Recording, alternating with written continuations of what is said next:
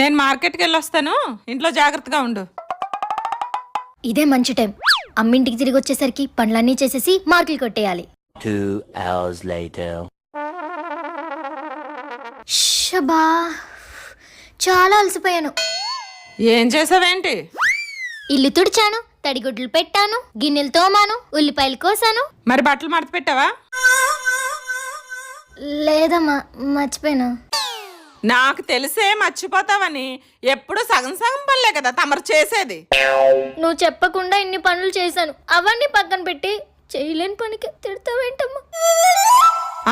రేపు పొద్దున్న మొగడింటికి వెళ్ళాక మీ అమ్మ ఇలా సగం సగం పనులే మప్పిందని నన్ను అంటారు. నీ వయసులో ఉన్నప్పుడు మా అమ్మ కూడా నన్ను ఇలాగే తిట్టేది. ఇప్పుడు నేను ఆ కోపం నీ మీద చూపించలేదనుకో, తిట్లు బ్యాలెన్స్ ఉండిపోతాయి. అమ్మను మించి దైవం ఉన్నదా, ఆత్మను మించి అద్దము